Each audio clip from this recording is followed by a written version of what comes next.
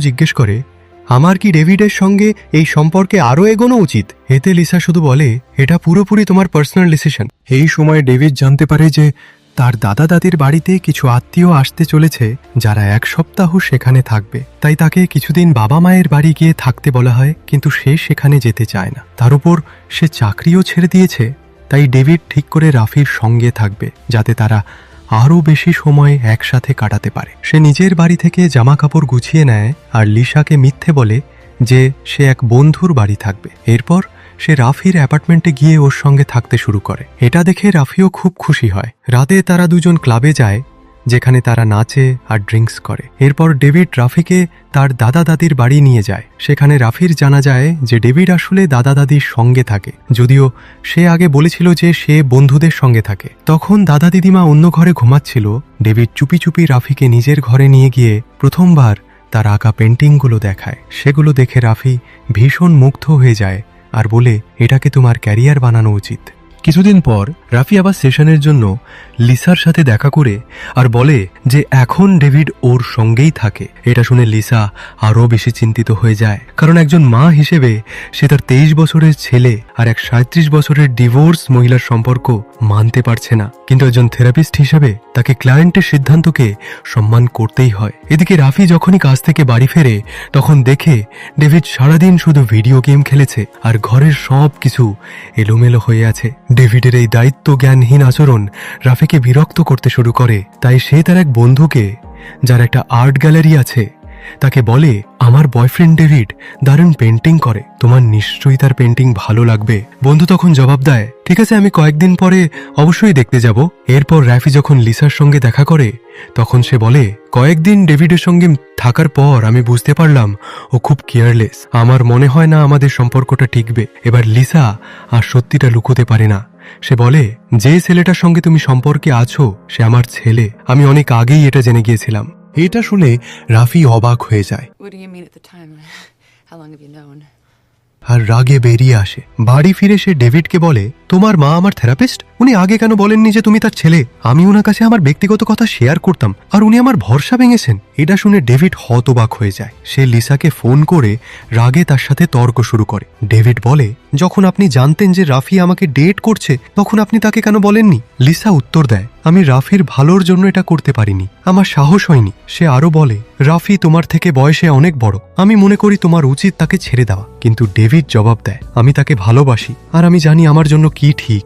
পরের দিন ডেভিড তার বন্ধুকে রাফির অ্যাপার্টমেন্টে ডাকে যাতে তারা একসাথে ড্রিঙ্ক করে মজা করতে পারে। কিন্তু হঠাৎ রাফি তাড়াতাড়ি বাড়ি ফিরে আসে, যার ফলে ডেভিড ভয় পেয়ে আর তার বন্ধুকে আলমারিতে লুকিয়ে দেয়, কারণ রাফি তাকে কাউকে বাড়িতে আনতে নিষেধ করেছিল। যেই না রাফি আলমারিতে ডেভিডের বন্ধুকে দেখে সঙ্গে সঙ্গে রাগে ডেভিডকে চিৎকার করে বলে তুমি এখানে কোনো কাজ করো না, শুধু বাচ্চাদের মতো সারাদিন ভিডিও গেম খেলো। তাদের মধ্যে তুমুল ঝগড়া হয়। রাগে ডেভিড বাড়ি থেকে বেরিয়ে যায়। রাতে ডেভিড রাফির সঙ্গে বাইরে দেখা করে আর মাফ চায়, কিন্তু রাফি বলে আমাদের এখন এই সম্পর্ক শেষ করে দেওয়া উচিত, আমাদের মধ্যে অনেক ফারাক আছে। তার মনে হয় ডেভিড এখনো ইম্মেচিওর আর দায়িত্ব নিতে পারবে না। তাই সে ডেভিডের সঙ্গে ব্রেকআপ করে ফেলে আর সেখান থেকে চলে যায়। এতে ডেভিড ভেঙে পড়ে আর দাদা দাদির বাড়ি থাকতে চলে যায়। কিছুদিন পর রাফির আর্ট গ্যালারির মালিক বন্ধু ডেভিডের সঙ্গে দেখা করতে আসে। সে ডেভিডের আঁকা ছবি দেখে মুগ্ধ হয়। সে ভালো দামে 2টো পেন্টিং কিনে নেয় আর একটা আর্ট শো করার ইচ্ছে জানায়। এই টাকায় ডেভিড একটা অ্যাপার্টমেন্ট ভাড়া নেয় আর নিজের কেরিয়ার নিয়ে সিরিয়াস হতে শুরু করে। কিন্তু এখনো ডেভিড রাফিকে ভুলতে পারে না। সে রাফিকে ফোন করে কিন্তু রাফি ফোন তোলে না। ওদিকে রাফিও একা আর আবেগী হয়ে পড়ে। ডেভিডকে দুঃখী দেখে তার বন্ধু তাকে ক্লাবে নিয়ে যায়। সেখানে সে অনেক বেশি ড্রিঙ্ক করে ফেলে। ক্লাবে ডেভিডের এক মেয়ের সঙ্গে তার আলাপ হয় আর সে সেই মেয়েকে নিজের অ্যাপার্টমেন্টে নিয়ে আসে। তারপর তারা শারীরিকভাবে কাছাকাছি হয়ে যায়। পরের সকালে যখন ডেভিড ঘুম থেকে উঠে তখন সে নেশার অবস্থায় রাতে যা কিছু করেছে তার জন্য ভীষণ লজ্জিত হয়, কারণ সে এখনও রাফিকে ভুলতে পারেনি। ডেভিড মেয়েটির কাছ থেকে জানতে পারে যে মেয়েটি আসলে রাফির কলিগ। এটা জেনে তার খুব খারাপ লাগে। কিছুদিন পর এক দোকানে ডেভিড আর রাফির হঠাৎ দেখা হয়। তখন দুজনেরই মনে হয় তারা আসলে একে অপরকে এখনো ভুলতে পারেনি। রাফি ডেভিডকে নিজের অ্যাপার্টমেন্টে নিয়ে আসে আর তারা আবার একে অপরের কাছে চলে আসে। এরপর ডেভিড তার মায়ের সঙ্গে কথা বলে আর রাফিকে ডিনারে আমন্ত্রণ জানানোর জন্য রাজি করায়। রাতে ডিনার টেবিলে পুরো পরিবার উপস্থিত থাকে আর রাফিও ডিনারে আসে। প্রথমে সবাই একটু অস্বস্তি বোধ করে, কিন্তু আস্তে আস্তে পরিবেশ স্বাভাবিক হয়ে আসে। লিসা আর রাফির সম্পর্ক আস্তে আস্তে ঠিক হতে শুরু করে। ডেভিডের পরিবারের কেউই চায় না যে রাফি আর ডেভিড আবার সম্পর্কে আসুক। রাফি যখন কাজে থাকে তখন সে জানতে পারে ডেভিড তারই এক কলিগের সঙ্গে শুয়েছিল। এটা শুনে সে ভেতর থেকে ভেঙে যায় আর ডেভিডের সঙ্গে সম্পর্ক শেষ করে দেয়। ডেভিড তার মায়ের সঙ্গে কথা বলে, যে তাকে বোঝায়, আমি জানি তুমি রাফিকে ভালোবাসো, কিন্তু অনেক সময় ভালো জিনিসও একদিন শেষ হয়ে যায়। তবুও ডেভিড রাফিকে ছাড়তে চায় না। সে রাফির সঙ্গে দেখা করতে যায়।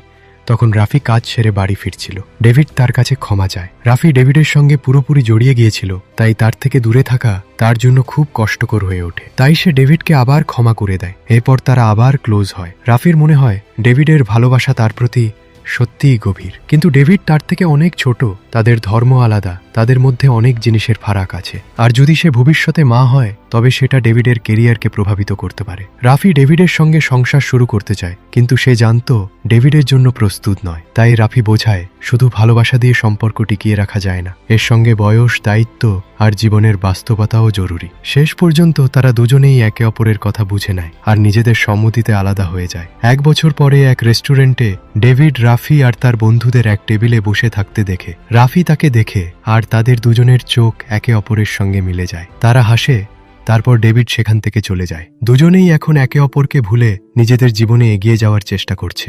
এই সিনেমা থেকে আমাদের শেখার মতো বিষয় হলো, শুধু ভালোবাসা যথেষ্ট নয়, একটা সম্পর্কে বয়স, সময়, মানসিকতা আর দায়িত্ব অনেক বড় ভূমিকা রাখে। আর কখনো কখনো সঠিক মানুষও আপনাদের জীবনে ভুল সময়ে আসে। এইভাবেই সিনেমার সমাপ্তি হয়। বন্ধুরা, সত্যি কি বয়সের ফারাক একটা সম্পর্কে এতটা গুরুত্বপূর্ণ?